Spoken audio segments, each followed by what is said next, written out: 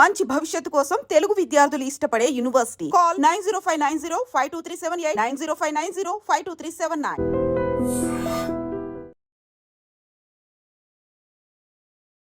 నమస్తే, welcome to I dream inside politics with కవిత.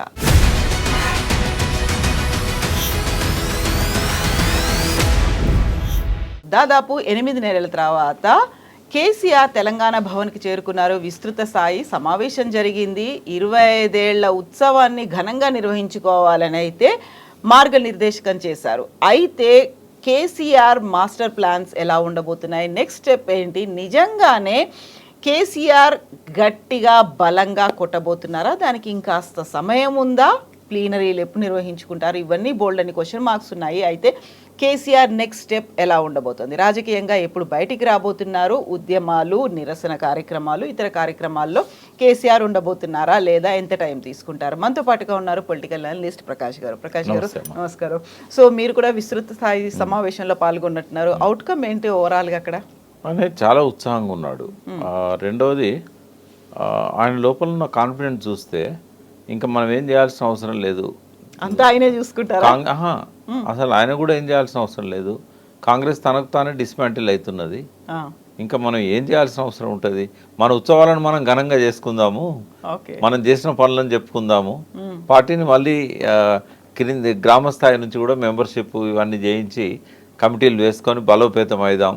మనం ఏం చేయాల్సిన అవసరం లేదు. వాళ్ళే హామీలు ఇచ్చినలు ఫెయిల్ అయినలు ప్రజలు అర్థం చేసుకుంటున్నారు, ఇంకా అన్నీ మనకు అనుకూలంగానే జరుగుతున్నాయి అని ఒక్కసారి ఎట్లుండే తెలంగాణ, దాన్ని ఎట్లా చేయగలిగినాం, ఎక్కడుండే ఎక్కడికి వచ్చింది, ఒక్కొక్క రంగంలో నిజాం కాలం నుంచి ఎట్లాంటి పరిస్థితులు ఉండేది, సమైక్య రాష్ట్రంలో ఎట్లుండేది, ఈ గత 10 ఏళ్లలో ఎట్లా చేయగలిగినాము, మహా ఉత్సాహం నింపగలిగాడు. ఒక 2 గంటల సేపు ఏకదాటిగా ఆ పరిస్థితులను కంపేర్ చేస్తూ నక్సలైట్ ఉద్యమము, నక్సలైట్లను ఎట్లా చంపేటోళ్ళు బూడోకు ఎన్కౌంటర్లలో, ఇవాళ అటువంటి సిచ్యువేషన్ ఉన్నదా, వ్యవసాయం సంగతి ఏంది, మన నీళ్ళన్నీ పోతుంటే మనం కళ్ళారబెట్టి చూస్తుండే వాళ్ళం, అడిగితే నక్సలైట్ అని కాల్ చేసే పరిస్థితి.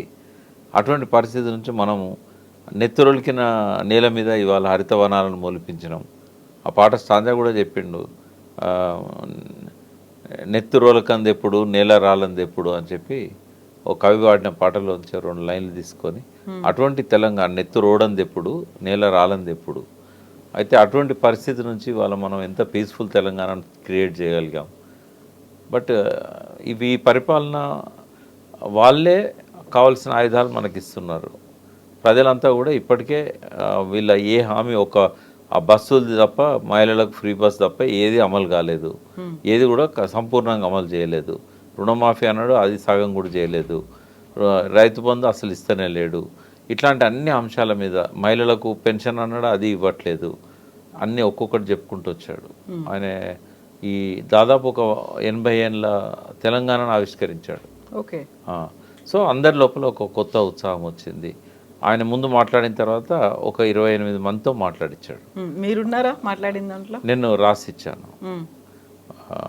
ఎవరైనా మాట్లాడవచ్చు అని ఫ్రీ హ్యాండ్ ఇచ్చాడు. మీరు చేతులు ఎత్తండి నేను పిలుస్తా అన్నాడు.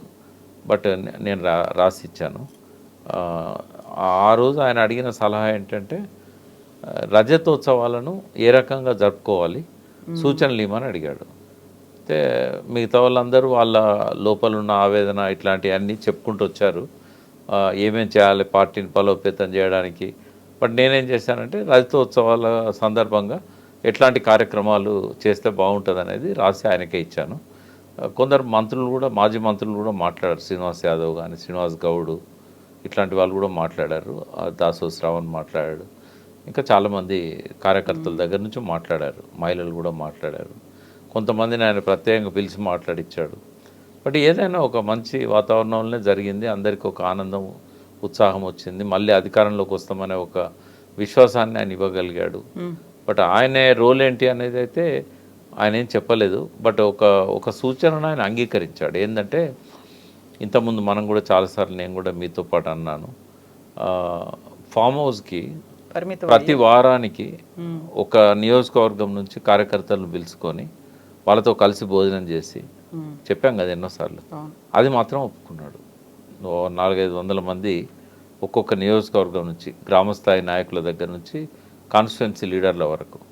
అది శ్రీనివాస్ యాదవ్ ఆ ప్రపోజల్ ఇచ్చాడు. అంటే ఒక 2 సంవత్సరాల్లో అన్ని కాన్స్టిట్యున్సీలు కవర్ అవుతాయి, మనకు 3 సంవత్సరాల తర్వాత కదా ఎలక్షన్ వచ్చేది, అందరు హ్యాపీగా ఉంటారు, అందరిని కలవండి మీరు అని చెప్తే దానికి ఒప్పుకున్నాడు ఆయన. వారానికి ఒక్కరోజే కదా, ఆ ఏర్పాట్లు మేము చేస్తాం, ఫామ్లో భోజనాలు కానీ అన్నీ మీరు తీసుకొని రండి అని చెప్పాడు.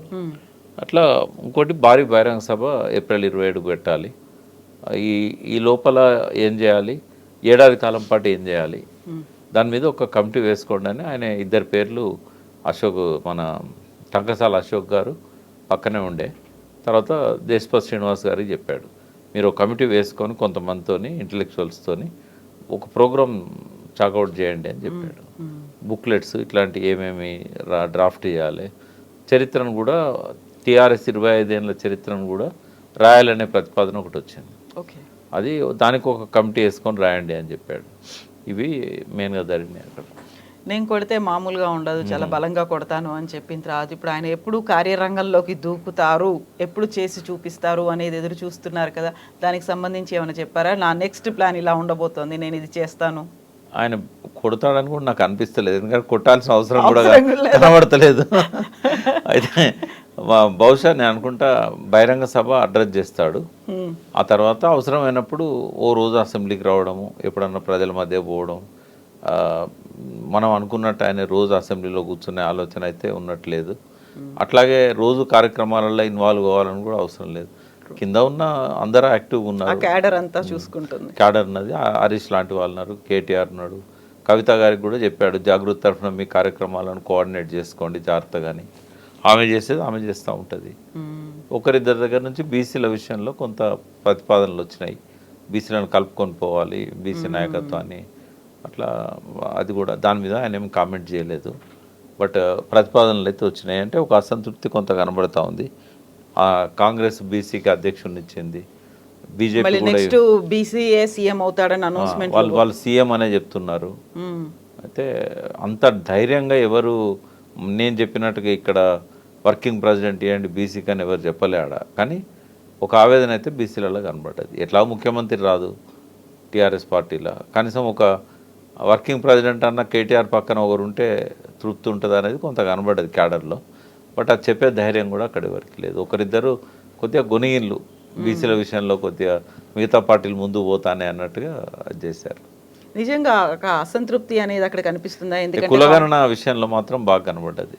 కులగణన సరిగా చేయలేదు బీసీలది, మీరు దాని మీద కార్యక్రమాలు రూపొందించాలి, తీసుకోవాలని కోటి సలహాలు వచ్చినాయి. ఒక 2-3 మాట్లాడిన 28 మందిలో బీసీల గురించి.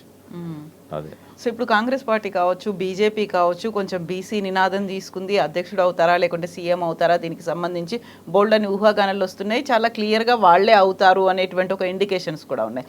బట్ బీఆర్ఎస్ పార్టీకి మాత్రం ఆ 2 ఛాన్సెస్ అయితే కనిపించట్లేదు కదా. మీరు అన్నట్టుగా కొంచెం అసంతృప్తి, అసమ్మతి గళం అంటే ఎలా కేసీఆర్ దాకా చేరగలుగుతుంది ఆ వాయిస్ అనేది? అంటే ఆయనకు అర్థమైంది కొంత బీసీలు అంతా పోలరైజ్ అవుతున్నారు, మన దగ్గర కూడా ప్రెజర్ ఉంది అనేది అర్థమైంది. అర్థమయ్యే ఆయన మద్రాస్కి అధ్యయనం చేయడానికి ఒక టీం పంపించాడు ఆ రోజుల్లో, నేను కూడా అందులో పోయింటిని. అయితే నేను అవన్నీ చెప్పడానికి నేను ఇప్పుడు పార్టీ కండువా వేసుకోలేదు, ఒక అబ్జర్వర్ లాగా పోయిన. ఆయన పిలిచాడు కాబట్టి నో చెప్పలేక, మీతో ఎన్నోసార్లు అన్నాను కదా పిలిస్తే నేను పోతాను అని. బట్ నేను బాధ్యత తీసుకోవడానికి సిద్ధంగా లేను. నేను ఎట్లాగో చెప్పే కాడ చెప్తానే ఉన్నా, ఇంకా మళ్ళీ పార్టీ వాళ్ళకు ఉండే అవకాశం అది నేను ఎందుకు తీసుకోవాలనుకొని నేను చెప్పలేదు. బట్ నేను కంటిన్యూ చేస్తాను. నేను వాళ్ళకి ఇప్పుడు కూడా మీ ద్వారా నేను కొన్ని సూచనలు చేయదలుచుకున్నా. ఏంటంటే సరే మీ పార్టీలో బీసీకి ముఖ్యమంత్రి అయ్యే అవకాశం 0, ఎవరు నమ్మరు కూడా. ఇప్పుడు ఇస్తారేమో అని నేను చెప్పినా కూడా ఎవరు నమ్మే పరిస్థితి ఉండదు.